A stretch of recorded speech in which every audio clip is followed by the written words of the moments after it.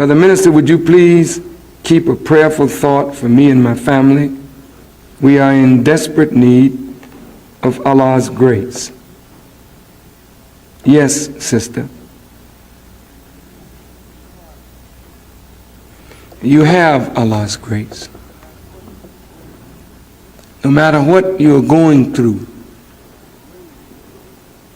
there's a way to look at some of the problems and trials of life. If you look at it rightly, you can go through it more easily. There's not one person in this room that has not, young or old, come upon some hard times. There are times when it's so rough till you may not think you can make it another day. How many of you have experienced times like that in your young life already? You have? Yeah. And if you haven't, don't worry. If you live long enough, you sure gonna run into this. Nobody lives perpetually happy in this world. God is so wise in the way He has ordered life. He has ordered life that we must experience the opposites in order to appreciate the good. If you don't experience evil, you don't know how to appreciate good. If you don't experience sadness, you really don't know how to appreciate joy. Do you understand? If you don't appreciate life, you can never appreciate death. And if you don't appreciate what death is, you cannot understand what life is. And so God has ordained that we just have to go through this. That's it.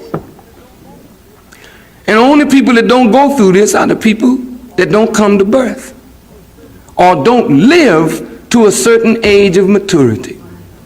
But there are children right now, 5, 6, 7, 8 years old, with certain kinds of diseases that are experiencing pain on a level that some of us have not experienced pain. And they are coping with it. Do you understand? Showing you that this is what life is all about. My son-in-law learned last night that his cousin in Detroit, a young girl, 17 years old and pregnant, was walking across the street, maybe not thinking about where she was going. She got hit by a truck, and the truck kept going. Her sister saw her sister laying out there in the street and ran out after her sister, not mindful of where she was going. And a car came along and struck her and killed her. So both of them are dead, and they're both teenagers. Now that's hard times. Not hard times for those who have lost their lives, but hard times for those who love them and have to bury them and continue on after them. Now, what do you say to a person that has lost 2 daughters like that? What do you say to a young man who made the young girl pregnant and he lost the fruit of the womb and the woman who's producing his child? How do you talk to them? But God has made us all to handle the vicissitudes of life. You can handle it. And God's grace is always there if you call on it. And the way to call on His grace, if I may say, is to understand that into all of our lives a misfortune will come if we live long enough. And when misfortune comes, The truly righteous person will say, we are Allah's. He is our patron, and to him is our eventual return. What does that do? That makes you go through your hour of trial with the strength necessary to overcome it. I've seen people literally curse God when things like this happen and they can't understand it. I've watched women at funerals, men too, just cry out. They want to know why. Why my son? Why my daughter? Why you take this person? He was so good. Why didn't you take that wild, crazy one down the street? Why you take my child that was so good? I mean, parents ask these kind of questions. And they think because they live right. And Jesus, you know, I say all my prayers and I read the Bible every morning. Why you take my child?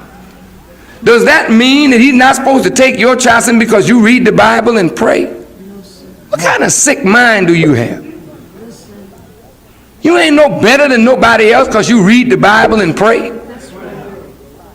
Somebody else don't read the Bible and don't pray, but that don't mean you are better than they because you read the Bible and pray. You have a funny way of looking at your own little righteousness. And some of us think because we're Muslims and believing in the one God that nothing should happen to us. Don't be a fool. Right. If you believe in Jesus and you say he's the Son of God, couldn't get no closer to God than that. But look what God put him through. And that's his child. Think over that. Well, if he put Jesus through that, then you hush. Yes, sir. Well, there ain't nobody nailed you yet. They may be planning to.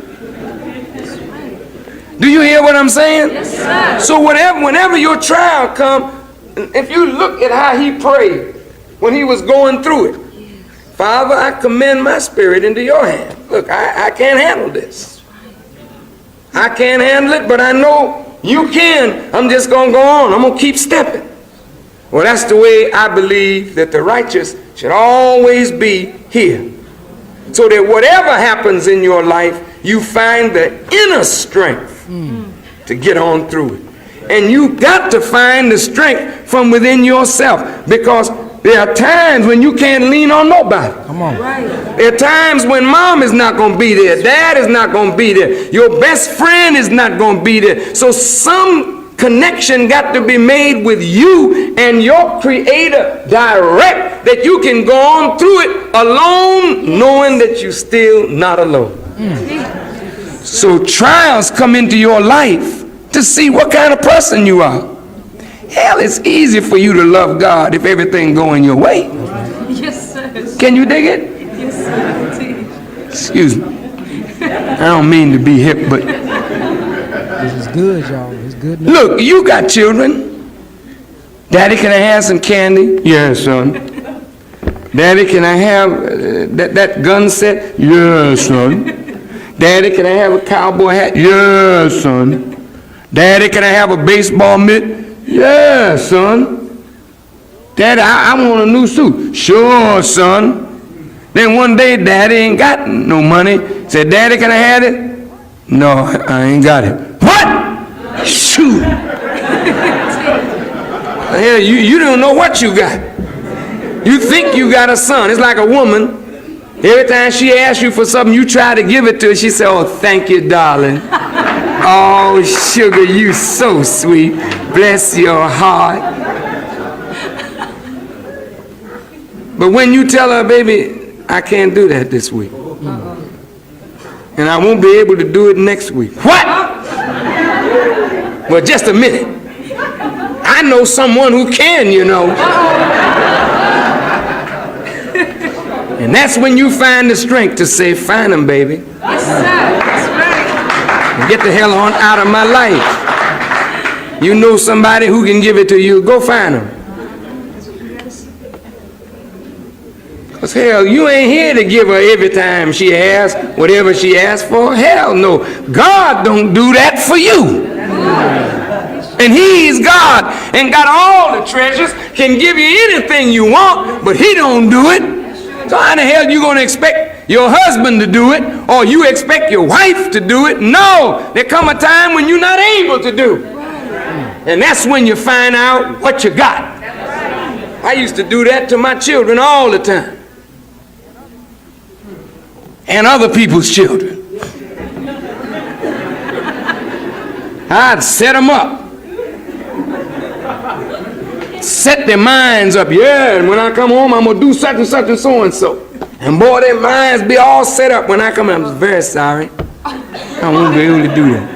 Then I just sit back and watch them. Some of their lips get long and funny. That's showing me what I really got there. See, when you can't take disappointment, then the real person comes out under disappointment.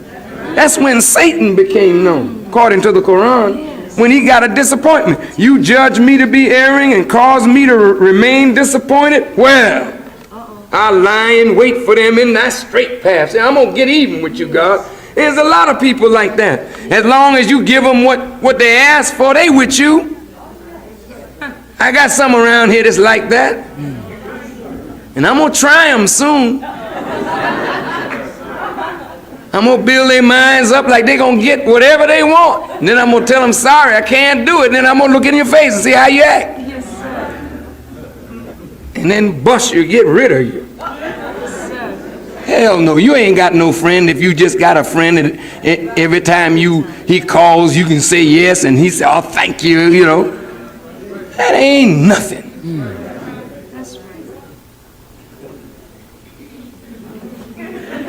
So you're under God's grace right now. But maybe when you're going through a trial, you're being made manifest. Your faithfulness, your strength, your commitment to God is seen more in trials than it's seen when things are going your way. But God tries you with both. Because he'll give you something that's a real blessing. Yes, sir. And then see how you act.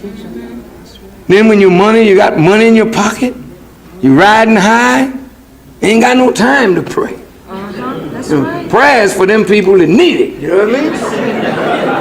I once needed to pray, you know what I mean? Now I got what I want. Oh, who is God? Where is he? I'll call him when I need it. And in a little while, you need it.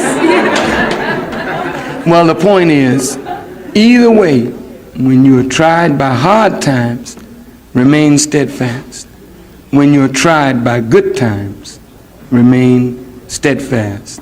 Then that's a person that God marks as the righteous. All praise is due to Allah, family. Man, that's huge, man. Goodness, that's huge. I hope y'all really took this in. You know, the minister teaches us, you know, through our final call and the teachings that Allah ordains struggle for us.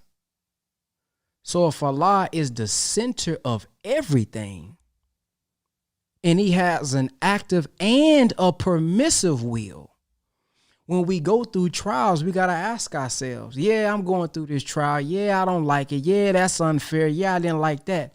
But where is God in it? And when we can think on that level, see, it's an attitude. Where is God in it? What's my lesson? Not a loss. What's my lesson that's going to lead me to my ultimate blessing? So I got to know when I'm going through a hard, tough trial, hey, man, there's a purpose for that. But also when I overcome it and I'm high, there's a purpose for that. Remain steadfast. Seek refuge in Allah. No matter what condition we're in,